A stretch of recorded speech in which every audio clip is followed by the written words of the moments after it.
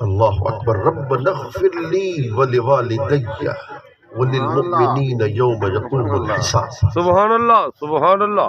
حضرت ابراہیم نے دعا کی، اے اللہ ہمیں بخش دے، ہمارے والدین کو بخش دے. اگر بخشش کی دعا مرنے کے بعد میت کو نہ پہنچتی تو پھر اللہ کا نبی اپنے والدین کے لیے اور قیامت تک مومنین کے لیے بخشش کی دعا نہ فرماتا.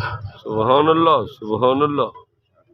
امام نسائی نے، امام ابو داؤد نے، ابن ماجہ نے، تین محدث کبار، تینوں کا تعلق سیاستہ کے ساتھ ہے.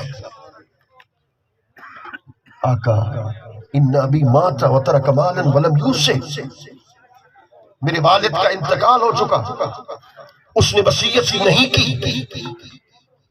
افینفعہ ان اتصدق عنہ، اگر اس کی طرف سے میں صدقہ کر دوں کیا اس کو نفع پہنچے گا؟ اس کا انتقال ہو گیا، پیچھے مال ہے میرے پاس، اگر صدقہ کر دوں تو اس کا نفع اس کو پہنچے گا؟ فرما قال نعم. اس کا مرادی معنی یہ ہے صدقہ کرنا تیرے ہاتھ میں ہے، اس کا ثواب پہنچانا رب رحمان کے دست قدرت میں ہے. سبحان اللہ سبحان اللہ. ثواب اس کو پہنچے گا.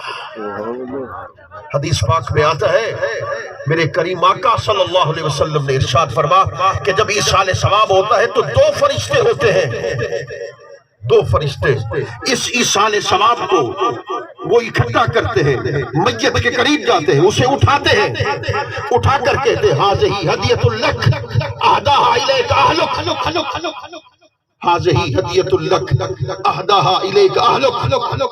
اے قبر میں سونے والوں، وہ کہتے ہیں اے قبر میں سونے والوں، یہ تمہارے ماں باپ نے، تمہارے رشتہ داروں نے تمہارے لیے یہ صدقہ و خیرات کا تحفہ بھیجا ہے.